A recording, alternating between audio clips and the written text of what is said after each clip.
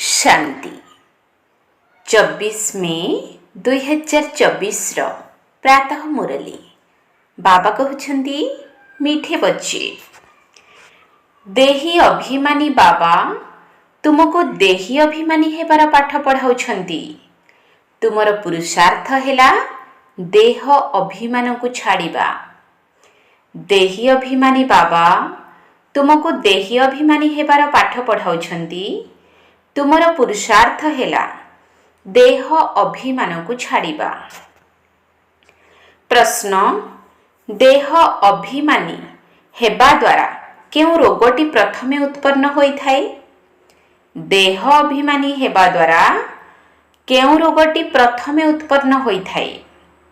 उत्तर नाम रूपर।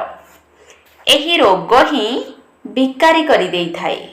सेथिपाई बाबा कहउछंती आत्म अभिमानी होई रहिबार अभ्यास कर। एही शरीर प्रति तुमर मोह रहिबा उचित नुही। देह प्रति रहुथिबा मोह को त्याग करी एकमात्र बाबांकु मने पकाओ, तेबे पवित्र होई जीव। बाबा तुमको जीवन बंधनरु जीवन मुक्त हेबार जुक्ति बताउछंती। एहा ही हेउछि पाठ पढ़ा। ओम शांति। आत्मिक पिता आत्मिक संतान मानक कहउछंती जे आत्म अभिमानी अथवा देही अभिमानी होई बसिबाकू हेबो। काहाकू मने पकाइबाकू हेबो? बाबांकू। बाबांक व्यतीत अन्य काहाकू मने पकाइबार नाही। जेहेतु बाबांक ठारू अविनाशी संपत्ति मिलुछि तेणु तांकू ही मने पकाइबाकू हेबो। बेहद्र पिता आसी बुझाउछंती देही अभिमानी भव, आत्म अभिमानी भव। देह अभिमान को भूली चल। अधा कल्प हेला तुमे माने देह अभिमानी होई रही आसीछ। एबे अधा कल्प तुमको देही अभिमानी होई रहिबाकू हेबो। सत्य जुग त्रेता जुगरे तुमे माने आत्म अभिमानी थिल। सेठारे एकथा समस्तंकु जଣା थाए जे मु आत्मा अटे। एही शरीर एबे वृद्ध होई गलानी। एहाकू छाड़ुछि। एहाकू परिवर्तन करिबाकू हेबो। सर्पर उदाहरण तुमे मध्य पुराना शरीर को छाड़ी आउ एक शरीर रे प्रवेश करूछ। सेथिपाई तुम मानकू वर्तमान आत्म अभिमानी हेबाकू पड़िबो। तेबे किए तुमको आत्म अभिमानी करूछंती? बाबा जे सदा सर्वदा आत्म अभिमानी अटंती। से केबे हेले देह अभिमानी हुअंती नाही। जदिओ थरे मात्र आसुछंती तेबे भी देह अभिमानी हुअंती नाही।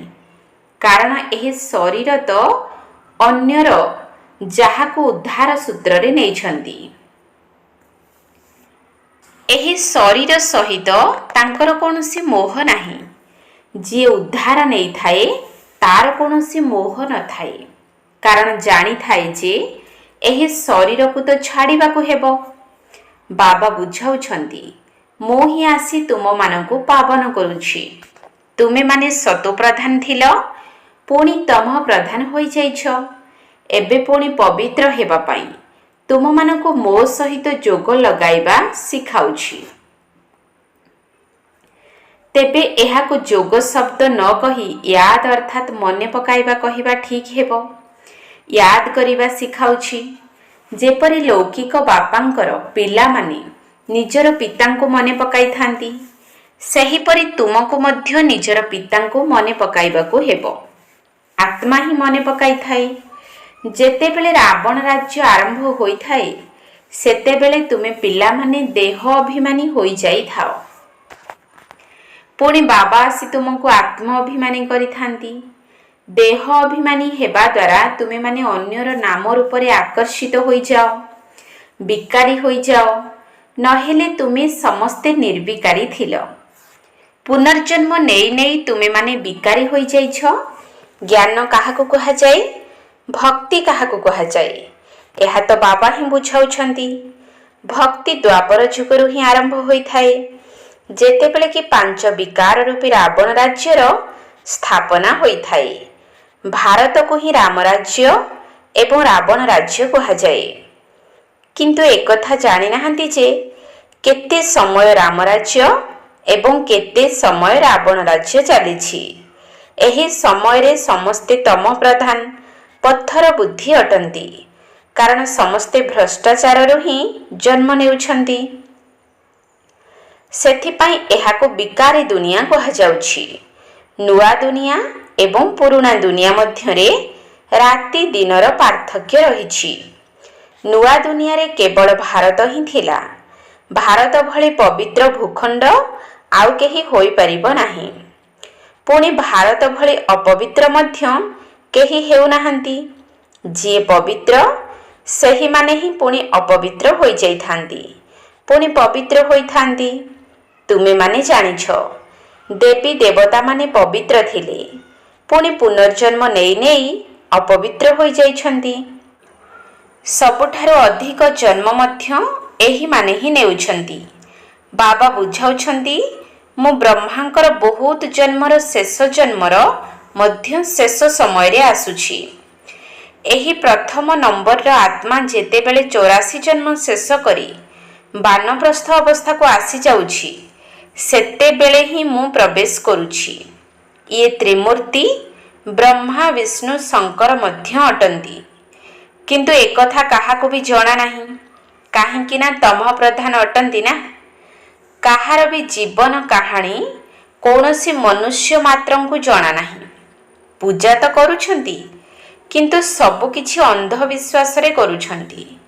ଭକ୍ତିକୁ କୁହାଯାଉଛି ବ୍ରାହ୍ମଣମାନଙ୍କର ରାତି ଏବଂ ସତ୍ୟଯୁଗ ତ୍ରେତା ଯୁଗକୁ ବ୍ରାହ୍ମଣମାନଙ୍କର ଦିନ।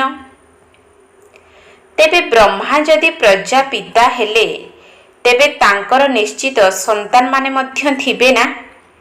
ଏକଥା ମଧ୍ୟ ବୁଝାଇ ଦିଆଯାଇଛି ଯେ ବ୍ରାହ୍ମଣମାନଙ୍କର କୂଳ ଥାଏ, ରାଜବଂଶ ନୁହେଁ। ବ୍ରାହ୍ମଣ ହେଉଛନ୍ତି ଚୁଟି ଅର୍ଥାତ୍ ସର୍ବୋଚ୍ଚ। ତେଣୁ ଲୌକିକ ବ୍ରାହ୍ମଣମାନଙ୍କର ଚୁଟି ମଧ୍ୟ ଦେଖିବାକୁ ମିଳିଥାଏ। ତାଙ୍କ ଉପରେ ହେଉଛନ୍ତି ଉଚ୍ଚରୁ ଉଚ୍ଚ ଶିକ୍ଷାଦାତା ପରମପିତା ପରମାତ୍ମା ଶିବ। ତାଙ୍କର ନାମ ମଧ୍ୟ ଗୋଟିଏ, କିନ୍ତୁ ଭକ୍ତି ମାର୍ଗରେ ଅନେକାନେକ ନାମ ଦେଇଛନ୍ତି। ଭକ୍ତି ମାର୍ଗରେ ଚାକଚକ୍ୟ ବହୁତ ହୋଇଯାଇଛି। କେତେ ମନ୍ଦିର, କେତେ ଚିତ୍ର, ଯଜ୍ଞ, ତପ, ଦାନ, ପୁଣ୍ୟ ଆଦି କରୁଛନ୍ତି। କହୁଛନ୍ତି ଭକ୍ତି କରିବା ଦ୍ୱାରା ଭଗବାନ ମିଳିଥାନ୍ତି। କାହାକୁ ମିଳିଥାଏ? ଯେଉଁମାନେ ପ୍ରଥମେ ପ୍ରଥମେ ଉପରୁ ଆସୁଛନ୍ତି, ସେହିମାନେ ହିଁ ପ୍ରଥମେ ପ୍ରଥମେ ଭକ୍ତି ଆରମ୍ଭ କରୁଛନ୍ତି।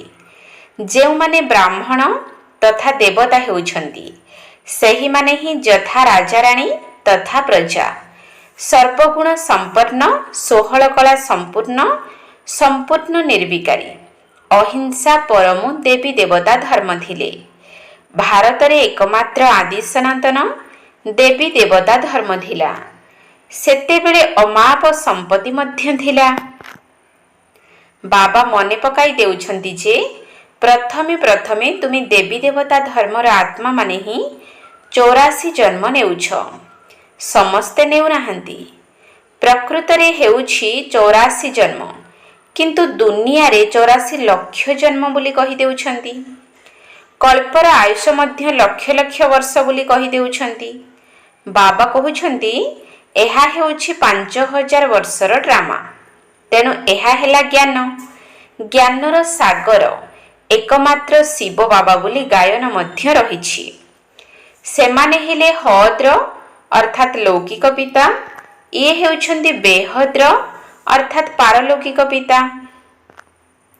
ଦୁନିଆରେ ହଦ୍ର ପିତା ସମସ୍ତଙ୍କର ଥିଲେ ମଧ୍ୟ ବେହଦ୍ର ପିତାଙ୍କୁ ମନେ ପକାଇଥାନ୍ତି ଯେତେବେଳେ କି ସମସ୍ତେ ଦୁଃଖୀ ହୋଇଯାଇଥାନ୍ତି। ପୁନର୍ଜନ୍ମ ନେଇ ନେଇ ଯେତେବେଳେ ଦୁନିଆ ପୁରୁଣା ତମ ପ୍ରଧାନ ହୋଇଯାଇଥାଏ, ସେତେବେଳେ ପୁଣି ବାବା ଆସିଥାନ୍ତି। ଗୋଟିଏ ସେକେଣ୍ଡରେ ଜୀବନ ମୁକ୍ତି ମିଳିଥାଏ। କାହାଠାରୁ? ବେହଦ୍ର ପିତାଙ୍କ ଠାରୁ। ତେଣୁ ନିଶ୍ଚିତ ସମସ୍ତେ ଜୀବନ ବନ୍ଧନରେ ଅଛନ୍ତି, ପତିତ ହୋଇଯାଇଛନ୍ତି। ତେଣୁ ପବିତ୍ର ହେବାକୁ ପଡ଼ିବ। ଏହା ତ ଗୋଟିଏ ସେକେଣ୍ଡର ହିଁ କଥା। ଜ୍ଞାନ ହେଉଛି ଗୋଟିଏ ସେକେଣ୍ଡର। କାହିଁକି ନା ପାଠ ତ ତୁମେ ବହୁତ ପଢ଼ୁଛ। ଦୁନିଆର ମନୁଷ୍ୟ ହିଁ ମନୁଷ୍ୟଙ୍କୁ ପାଠ ପଢ଼ାଉଛନ୍ତି, ହେଲେ ପଢ଼ୁଛି ତ ଆତ୍ମା। କିନ୍ତୁ ଦେହ ଅଭିମାନ କାରଣରୁ ନିଜକୁ ଆତ୍ମା ଭୁଲି କହିଦେଉଛନ୍ତି ମୁଁ ଅମୁକ ମନ୍ତ୍ରୀ ଅଟେ, ମୁଁ ଅମୁକ ଅଟେ। କିନ୍ତୁ ବାସ୍ତବରେ ଆତ୍ମା ହିଁ ଅଟେ। ଆତ୍ମା ହିଁ ମିଷ୍ଟର ମିସେସ୍ ଅର୍ଥାତ୍ ସ୍ତ୍ରୀ ପୁରୁଷ ଶରୀରରେ ରହି ପାଠ କରୁଛି। ଏକଥା ଭୁଲି ଯାଇଛନ୍ତି। ନଚେତ୍ ଆତ୍ମା ହିଁ ଶରୀର ଦ୍ୱାରା ପାଠ କରୁଛି। କିଏ କ'ଣ ହେଉଛନ୍ତି ତ କିଏ କ'ଣ। ବାବା ବୁଝାଉଛନ୍ତି ଏବେ ଏହି ପୁରୁଣା ଦୁନିଆ ପରିବର୍ତ୍ତିତ ହୋଇ ନୂଆ ହେବାକୁ ଯାଉଛି। ବିଶ୍ୱର ଇତିହାସ ଏବଂ ଭୂଗୋଳର ନିଶ୍ଚିତ ପୁନରାବୃତ୍ତି ହେବ। ନୂଆ ଦୁନିଆ ହେଉଛି ସତୋ ପ୍ରଧାନ ଦୁନିଆ। ଘର ମଧ୍ୟ ପ୍ରଥମେ ପ୍ରଥମେ ନୂଆ ହୋଇଥିଲେ ତାକୁ ସତୋ ପ୍ରଧାନ କୁହାଯିବ। ତାପରେ ଧୀରେ ଧୀରେ ପୁରୁଣା ତମ ପ୍ରଧାନ ଜୀର୍ଣ୍ଣ ଶୀର୍ଣ୍ଣ ଅବସ୍ଥା ହୋଇଯାଏ। ଏହି ବେହଦ୍ର ନାଟକ ବା ସୃଷ୍ଟିଚକ୍ରର ଜ୍ଞାନକୁ ମଧ୍ୟ ବୁଝିବାକୁ ହେବ। କାହିଁକି ନା ଏହା ପାଠପଢ଼ା ଅଟେ, ଭକ୍ତି ନୁହେଁ। ଭକ୍ତିକୁ ପାଠପଢ଼ା କୁହାଯିବ ନାହିଁ, କାରଣ ସେଥିରେ କୌଣସି ଲକ୍ଷ୍ୟ ବା ଉଦ୍ଦେଶ୍ୟ ନଥାଏ। ଜନ୍ମ ଜନ୍ମାନ୍ତର କେବଳ ବେଦ ଶାସ୍ତ୍ର ଆଦି ପଢ଼ିଥାନ୍ତି। ଏଠାରେ ତ ଦୁନିଆର ପରିବର୍ତ୍ତନ ହେବାର ଅଛି। ସତ୍ୟ ତ୍ରେତା ଯୁଗରେ ଭକ୍ତି ନାହିଁ, ଭକ୍ତି ଦ୍ୱାପର ଯୁଗରୁ ଆରମ୍ଭ ହୁଏ। ତେବେ ଏହି ବାବା ତାଙ୍କର ଆତ୍ମିକ ସନ୍ତାନମାନଙ୍କୁ ବୁଝାଉଛନ୍ତି। ଏହାକୁ କୁହାଯାଉଛି ଆଧ୍ୟାତ୍ମିକ ଜ୍ଞାନ ଅଥବା ରୁହାନୀ ଜ୍ଞାନ। ତେବେ ଏହି ଆଧ୍ୟାତ୍ମିକ ଜ୍ଞାନକୁ କିଏ ଶିଖାଇବେ? ସୁପ୍ରିମ ରୁହ ଅର୍ଥାତ୍ ପରମପିତା ପରମାତ୍ମା ହିଁ ଶିଖାଇବେ। ସିଏ ତ ସମସ୍ତଙ୍କର ଅଟନ୍ତି ନା। ଲୌକିକ ପିତାଙ୍କୁ କେବେ ପରମ ପିତା କୁହାଯିବ ନାହିଁ। ପାରଲୌକିକ ପିତାଙ୍କୁ ପରମ ପିତା କୁହାଯାଏ। ସିଏ ହେଲେ ପରମ ଧାମ ନିବାସୀ। ବାବାଙ୍କୁ ହେ ଈଶ୍ୱର, ହେ ଗଡ୍ ବୋଲି କହି ମନେ ପକାଉଛନ୍ତି। ବାସ୍ତବରେ ତାଙ୍କର ନାମ ଗୋଟିଏ ହିଁ ଅଟେ, କିନ୍ତୁ ଭକ୍ତି ମାର୍ଗରେ ଅନେକ ନାମ ଦେଇ ଦେଇଛନ୍ତି। ଭକ୍ତିର ବିସ୍ତାର ମଧ୍ୟ ବହୁତ ହୋଇଯାଇଛି। ତାହା ସବୁ ହେଲା ମନୁଷ୍ୟ ମତ। ଏବେ ମନୁଷ୍ୟମାନଙ୍କର ଈଶ୍ୱରୀୟ ମତର ଆବଶ୍ୟକତା ରହିଛି। ଈଶ୍ୱରୀୟ ମତ ହିଁ ଶ୍ରୀମତ ଅଟେ ନା। ଶ୍ରୀ ଶ୍ରୀ 108ର ମାଳା ତ ତିଆରି ହେଉଛି ନା। ଏହି ମାଳା ପ୍ରବୃତ୍ତି ମାର୍ଗର ଅଟେ। ପୁଣି ପୁନର୍ଜନ୍ମ ନେଇ ନେଇ ସିଡ଼ିରେ ତଳକୁ ଖସି ଖସି ସମ୍ପୂର୍ଣ୍ଣ କାଙ୍ଗାଳ ହୋଇଯାଉଛନ୍ତି। ଯେତେବେଳେ ମନୁଷ୍ୟର ବୁଦ୍ଧି ଭ୍ରଷ୍ଟ ହୋଇଯାଇଥାଏ, ସେତେବେଳେ ସେ ଦେବାଳିଆ ବା କାଙ୍ଗାଳ ହୋଇଯାଏ। ଯେଉଁମାନେ 100% ସ୍ୱଚ୍ଛଳ ଥିଲେ, ସେହିମାନେ ହିଁ ବର୍ତ୍ତମାନ କାଙ୍ଗାଳ ହୋଇଯାଇଛନ୍ତି। ସେମାନଙ୍କର ବୁଦ୍ଧିରେ ତାଲା ଲାଗିଯାଇଛି। ସେହି ତାଲା କିଏ ଲଗାଇ ଦେଇଛି? ବୁଦ୍ଧିରେ ଗଡରେଜର ତାଲା ପଡ଼ିଯାଇଛି। ଭାରତ ଯେତିକି ନମ୍ବର 1 ଧନବାନ ରାଷ୍ଟ୍ର ଥିଲା, ସେତିକି ଧନବାନ ଅନ୍ୟ କୌଣସି ରାଷ୍ଟ୍ର ହୋଇପାରିବ ନାହିଁ। ଭାରତର ମହିମା ମଧ୍ୟ ବହୁତ ରହିଛି। ଭାରତ ସବୁ ଧର୍ମାବଲମ୍ବୀମାନଙ୍କ ପାଇଁ ସର୍ବଶ୍ରେଷ୍ଠ ତୀର୍ଥସ୍ଥାନ ଅଟେ। କିନ୍ତୁ ଡ୍ରାମା ଅନୁସାରେ ଗୀତାକୁ ଖଣ୍ଡନ କରିଦେଇଛନ୍ତି। ଏହି କଥା ଭାରତ ସହିତ ସାରା ଦୁନିଆ ପାଇଁ ଭୁଲ ହୋଇଯାଇଛି। ଭାରତରେ ହିଁ ଗୀତାକୁ ଖଣ୍ଡନ କରିଦେଇଛନ୍ତି। ଯେଉଁ ଗୀତା ଜ୍ଞାନ ଦ୍ୱାରା ବାବା ନୂଆ ଦୁନିଆ ତିଆରି କରୁଛନ୍ତି ଏବଂ ସମସ୍ତଙ୍କର ସଦ୍ଗତି କରୁଛନ୍ତି। ଭାରତ ସବୁଠାରୁ ଉଚ୍ଚ ଏବଂ ବହୁତ ଧନବାନ ରାଷ୍ଟ୍ର ଥିଲା, ଯାହାକି ଏବେ ପୁନର୍ବାର ତିଆରି ହେବାକୁ ଯାଉଛି। ଏହି ସୃଷ୍ଟି ଏକ ଓଲଟା ବୃକ୍ଷ, ଯାହାର ବୀଜ ଉପରେ ଅଛନ୍ତି। ତାଙ୍କୁ ବୃକ୍ଷପତି ବା ବୃହସ୍ପତି କୁହାଯାଉଛି। ବୃହସ୍ପତିର ଦଶା କୁହାଯାଏ ନା। ବାବା ବୁଝାଉଛନ୍ତି ଯେତେବେଳେ ମୁଁ ବୃକ୍ଷପତି ଆସୁଛି, ସେତେବେଳେ ଭାରତ ଉପରେ ବୃହସ୍ପତି ଦଶା ପଡ଼ିଯାଉଛି। ଭାରତ ଉଚ୍ଚ ସ୍ତରକୁ ଚାଲିଯାଉଛି। ପୁଣି ଯେତେବେଳେ ରାବଣ ଆସିଯାଉଛି, ସେତେବେଳେ ରାହୁର ଦଶା ପଡ଼ିଯାଉଛି। ଏବଂ ଭାରତର ଅବସ୍ଥା ଦେଖ କ'ଣ ହୋଇଯାଇଛି। ସେଠାରେ ତ ତୁମର ଆୟୁଷ ମଧ୍ୟ ଲମ୍ବା ରହୁଛି, କାରଣ ପବିତ୍ର ରହିଥାଅ। ଅଧା କଳ୍ପରେ ମାତ୍ର 21 ଜନ୍ମ ନେଉଛ। ବାକି ଅଧା କଳ୍ପରେ ଭୋଗୀ ହୋଇଯିବା କାରଣରୁ ଆୟୁଷ ମଧ୍ୟ ଛୋଟ ହୋଇଯାଉଛି। ତେଣୁ ତୁମେ ପୁଣି 63 ଜନ୍ମ ନେଉଛ। ଏବେ ବାବା ବୁଝାଉଛନ୍ତି ତୁମମାନଙ୍କୁ ସତୋ ପ୍ରଧାନ ହେବାକୁ ପଡ଼ିବ। ସେଥିପାଇଁ ଏକମାତ୍ର ମୋତେ ହିଁ ମନେ ପକାଅ। ସବୁ ଧର୍ମାବଲମ୍ବୀମାନେ ବର୍ତ୍ତମାନ ସମୟରେ ତମଃ ପ୍ରଧାନ ଅଟନ୍ତି। ତୁମେ ସମସ୍ତଙ୍କୁ ଏହି ଜ୍ଞାନ ଦେଇପାରିବ। ଆତ୍ମାମାନଙ୍କର ପିତା ତ ଜଣେ ହିଁ ଅଟନ୍ତି, ଆଉ ସମସ୍ତେ ଭାଇ ଭାଇ ଅଟନ୍ତି। କାରଣ ଆମେ ସମସ୍ତେ ଏକ ପିତାଙ୍କର ସନ୍ତାନ ଅଟୁ। ଯଦିଓ କହୁଛନ୍ତି ହିନ୍ଦୁ ମୁସଲମାନ ଭାଇ ଭାଇ ଅଟନ୍ତି, କିନ୍ତୁ ଏହାର ଅର୍ଥ କିଛି ବି ଜାଣିନାହାନ୍ତି। ଆତ୍ମା କହୁଛି ଠିକ୍ କଥା, ସବୁ ଭାଇମାନଙ୍କର ପିତା ଜଣେ ଅଟନ୍ତି। ବଡ଼ ବାବାଙ୍କୁ ହିଁ ବର୍ଷା ବା ସମ୍ପତ୍ତି ଦେବାକୁ ପଡ଼ିବ। ସେ ଭାରତରେ ହିଁ ଆସୁଛନ୍ତି, ଶିବ ଜୟନ୍ତୀ ପାଳନ କରୁଛନ୍ତି, କିନ୍ତୁ ସେ କେବେ ଆସିଥିଲେ ଏକଥା କାହାକୁ ବି ଜଣାନାହିଁ। ତୁମର ଯୁଦ୍ଧ ମଧ୍ୟ 5 ବିକାର ସହିତ ହିଁ ହେଉଛି। କାମ ବିକାର ତ ତୁମର ପ୍ରଥମ ନମ୍ବର ଶତ୍ରୁ ଅଟେ। ଭାରତରେ ରାବଣକୁ ଜଳାଉଛନ୍ତି, କିନ୍ତୁ ସେ କିଏ, କାହିଁକି ଜଳାଉଛନ୍ତି କିଛି ବି ଜାଣିନାହାନ୍ତି। ଦ୍ୱାପର ଯୁଗରୁ ଆରମ୍ଭ କରି ତୁମେମାନେ ତଳକୁ ଖସି ଖସି ବର୍ତ୍ତମାନ ସମୟରେ ପୁରା ପତିତ ହୋଇଯାଇଛ। ଗୋଟିଏ ପଟେ ଶିବ ବାବାଙ୍କୁ ମନେ ପକାଇ ପୂଜା କରୁଛନ୍ତି, ଅନ୍ୟପଟେ ପୁଣି ସର୍ବବ୍ୟାପୀ ବୋଲି କହିଦେଉଛନ୍ତି। ଯିଏ ତୁମକୁ ବିଶ୍ୱର ମାଲିକ କରିଥିଲେ ତାଙ୍କୁ ହିଁ ତୁମେ ମାୟାର ଚକ୍ରାନ୍ତରେ ପଡ଼ି ଗାଳି ଦେଉଛ। ବାବା କହୁଛନ୍ତି ମିଠା ମିଠା ସନ୍ତାନମାନେ, ତୁମେମାନେ ମୋତେ ଅଗଣିତ ଜନ୍ମକୁ ନେଇଯାଇଛ। ମୋତେ କୋଣ ଅନୁକୋଣରେ ଥିବାର ବି କହିଦେଇଛ। ଏହିପରି ଡ୍ରାମା ମଧ୍ୟ ତିଆରି ହୋଇଛି। ବେହଦ୍ର ବାବାଙ୍କର ନିନ୍ଦା କରି କରି କେତେ ପାପାତ୍ମା ହୋଇଯାଇଛ। କାରଣ ରାବଣ ରାଜ୍ୟ ଚାଲିଛି ନା, ଏକଥା ମଧ୍ୟ ତୁମେମାନେ ଜାଣିଛ। ବର୍ତ୍ତମାନ ସମୟରେ ସମସ୍ତେ ଭକ୍ତ ଅଟନ୍ତି। ସମସ୍ତଙ୍କର ସଦ୍ଗତି ଦାତା କିଏ? ସତ୍ୟଖଣ୍ଡର ସ୍ଥାପନ କର୍ତ୍ତା ସମସ୍ତଙ୍କର ବାବା ହିଁ ଅଟନ୍ତି। ରାବଣକୁ ବାବା କୁହାଯାଏ ନାହିଁ। 5 ବିକାର ତ ସମସ୍ତଙ୍କ ଭିତରେ ରହିଛି। ସମସ୍ତେ ବିକାରରୁ ହିଁ ଜନ୍ମ ନେଉଛନ୍ତି। ସେଥିପାଇଁ ଭ୍ରଷ୍ଟାଚାରୀ ବୋଲି କୁହାଯାଉଛି। ଦେବତାମାନଙ୍କୁ କୁହାଯାଉଛି ସମ୍ପୂର୍ଣ୍ଣ ନିର୍ବିକାରୀ। ଏବେ ହୋଇଯାଇଛନ୍ତି ସମ୍ପୂର୍ଣ୍ଣ ବିକାରୀ। ଯେଉଁ ଦେବତାମାନେ ପୂଜ୍ୟ ଥିଲେ ସେହିମାନେ ହିଁ ପୁଣି ପୂଜାରୀ ହୋଇଛନ୍ତି। ଦୁନିଆରେ ତ ଆତ୍ମା ହିଁ ପରମାତ୍ମା ବୋଲି କହିଦେଉଛନ୍ତି। ବାବା କହୁଛନ୍ତି ଏହା ଭୁଲ କଥା। ପ୍ରଥମେ ତ ନିଜକୁ ଆତ୍ମା ବୋଲି ନିଶ୍ଚୟ କରିବା ଦରକାର। ଆମେ ଆତ୍ମାମାନେ ଏହି ସମୟରେ ବ୍ରାହ୍ମଣ କୁଳର ଅଟୁ, ପୁଣି ଦେବତା କୁଳକୁ ଯିବୁ। ଏହି ବ୍ରାହ୍ମଣ କୁଳ ହିଁ ସର୍ବୋତ୍ତମ କୁଳ ଅଟେ। ବ୍ରାହ୍ମଣମାନଙ୍କର ରାଜତ୍ୱ ନାହିଁ, ଚୁଟି ମଧ୍ୟ ବ୍ରାହ୍ମଣମାନଙ୍କର ଅଛି। ତୁମେମାନେ ବ୍ରାହ୍ମଣ ଅଟନା? ସବୁଠାରୁ ଉପରେ ଶିବ ବାବା ଅଛନ୍ତି।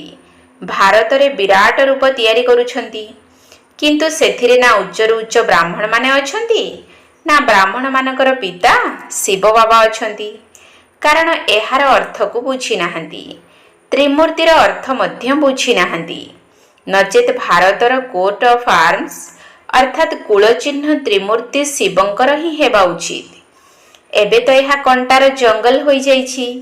ତେଣୁ ଜଙ୍ଗଲୀ ଜୀବଜନ୍ତୁଙ୍କର କୋଟ ଅଫ ଆର୍ମସ ତିଆରି କରିଦେଇଛନ୍ତି। ସେଥିରେ ପୁଣି ସତ୍ୟମେବ ଜୟତେ ଲେଖିଦେଇଛନ୍ତି। ସତ୍ୟ ଯୁଗରେ ତ ବାଘ ଏବଂ ଛେଳି ଗୋଟିଏ ଘାଟରେ ପାଣି ପିଉଥିବାର ଦେଖାଉଛନ୍ତି। ସତ୍ୟମେବ ଜୟତେ ଅର୍ଥାତ୍ ବିଜୟ। ସମସ୍ତେ କ୍ଷୀରଖଣ୍ଡ ହୋଇ ବା ମିଳିମିଶି ଏକତ୍ର ରହିଥାନ୍ତି। ଲୁଣ ପାଣି ଭଳି ସମ୍ବନ୍ଧ ନଥାଏ। ରାବଣ ରାଜ୍ୟରେ ଲୁଣ ପାଣି, ରାମ ରାଜ୍ୟରେ କ୍ଷୀରଖଣ୍ଡ ଭଳି ସମ୍ବନ୍ଧ ହୋଇଯାଏ। ଏହାକୁ କୁହାଯାଏ କଣ୍ଟାର ଜଙ୍ଗଲ। ପରସ୍ପରକୁ କାମ ବିକାର ରୂପକ ପ୍ରଥମ ନମ୍ବରର କଣ୍ଟା ଲଗାଉଛନ୍ତି। ବାବା କହୁଛନ୍ତି କାମ ବିକାର ମହାଶତ୍ରୁ ଅଟେ। ଏହି ବିକାର ଆଦି ମଧ୍ୟ ଅନ୍ତ ଦୁଃଖ ଦେଇଥାଏ।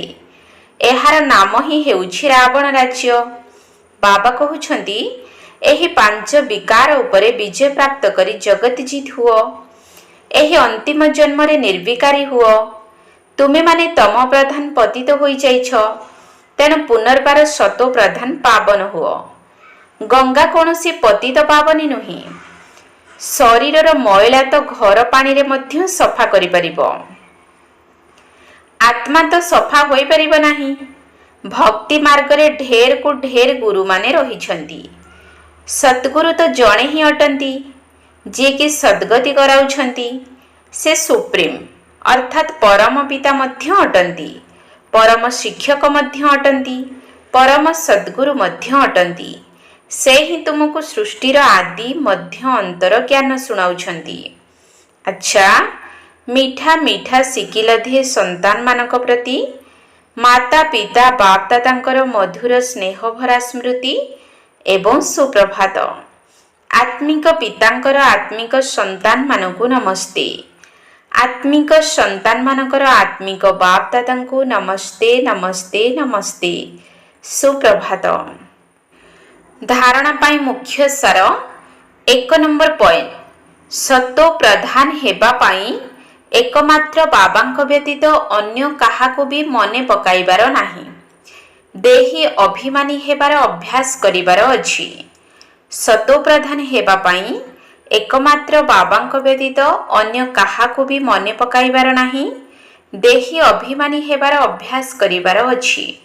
2 नंबर पॉइंट, समस्तंक सहित मधुर संबंध रखिबाकु हेबो। एही अंतिम जन्मरे विकार गुड़िक उपरे विजय प्राप्त करी जगत जीत हेबाकु पड़िबो। समस्तंक सहित मधुर संबंध रखिबाकु हेबो। एही अंतिम जन्मरे विकार गुड़िक उपरे विजय प्राप्त करी जगत जीत हेबाकु पड़िबो। वरदान, बाबांकर छत्र छाया तले रही सर्वदा मौजर अनुभव करुथिबा एवं कराउथिबा विशेष आत्मा भव। बाबांकर छत्र छाया तले रही सर्वदा मौजर अनुभव करुथिबा एवं कराउथिबा विशेष आत्मा भव। जेउठारे बाबांकर छत्र छाया रहिछि सुरक्षा मध्य सेठारे स्थायी भावरे रही थाए। कारण छत्र छाया मध्य को माया आसी परिबो नाही। तुमे आपे आपे मेहनत ठारू दूररे रहिबो एवं मौजर अनुभव करिबो। काहेकि ना मेहनत मौजर अनुभव करिबाकू देबो नाही। छत्र छाया तले रहुथिबा एही भली विशेष आत्मा माने उच्चरु उच्च पाठ पढ़ा पढ़ुथिले मध्य सर्वदा मौजरे रही थांती। काहेकि ना सेमानकर निश्चय रही थाए जे आमे कल्प कल्पर विजय अटु। एबे मध्य आमर विजय सुनिश्चित अटे। तेणु सर्वदा मौजरे रुह एवं अन्य मानकु मध्य मौजरे रहिबार संदेश देउथाओ। एहाको ही सेवा कुहा जाए। स्लोगान, जिए ड्रामार राज को अर्थात रहस्य को जाने नहीं से ही नाराज होई थाए। जिए ड्रामार राज को अर्थात रहस्य को जाने नहीं से ही नाराज होई थाए। ओम शांति। सबु किछि और पुछि बाबा तो पयर। सबु किछि और पुछि बाबा तो पयर। प्रतिदाने चाहे खाली, प्रतिदाने चाहे खाली स्वर्ग उपहार, स्वर्ग उपहार। सबु किछि और पुछि बाबा तो पयर। बाबा ज्ञान को पाई खुशी रे भरपूर। बाबा ज्ञान को पाई खुशी रे भरपूर। तांक समान हेबा ज्ञान र पाराबार। तांक समान हेबा ज्ञान र पाराबार।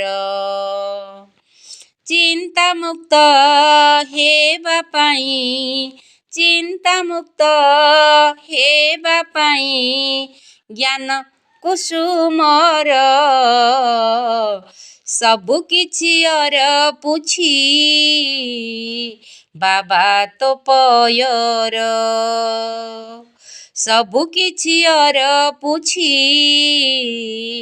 ବାବା ତୋ ପୟର ଆତ୍ମିକ ସେବା କରି ପ୍ରାରବ୍ଧ ଜମା କର ଆତ୍ମିକ ସେବା କରି ପ୍ରାରବ୍ଧ ଜମା କର ସର୍ବ ଆତ୍ମା ପ୍ରତି ଶୁଭ ଭାବନା ଭର ସର୍ବ ଆତ୍ମା ପ୍ରତି ଶୁଭ ଭାବନା ଭର ବେହଦର ସେବା କରି ବେହଦର ସେବା କରି ହେବା ପତି ଘର ସବୁ କିଛି ଅର ପୁଛି ବାବା ତୋ ପୟର ସବୁ କିଛି ଅର ପୁଛି ବାବା ତୋ ପୟର ବୁଦ୍ଧିରୁ ପିତୁଳି ଧରି ଜ୍ଞାନରୁ ତୀର ବୁଦ୍ଧିରୁ ପିତୁଳି ଧରି ଜ୍ଞାନରୁ ତୀର ମାୟାକୁ ଆହ୍ୱାନ କରି ହେବା ଆମେ ମହାବୀର ମାୟାକୁ ଆହ୍ୱାନ କରି ହେବା ଆମେ ମହାବୀର ଦୁଃଖ ହର୍ତ୍ତା ସୁଖଦାତା ଦୁଃଖ ହର୍ତ୍ତା ସୁଖଦାତା ବାବା ତୋ ମୋହର ବାବା ତୋ ମୋହର ସବୁ କିଛି ଅର ପୁଛି ବାବା ତୋ ପୟର ସବୁ କିଛି ଅର ପୁଛି ବାବା ତୋ ପୟର ପ୍ରତିଦାନେ ଚାହିଁ ଖାଲି ପ୍ରତିଦାନେ ଚାହିଁ ଖାଲି ସ୍ୱର୍ଗ ଉପହାର ସ୍ୱର୍ଗ ଉପହାର ସବୁ କିଛି ଅର ପୁଛି ବାବା ତୋ ପୟର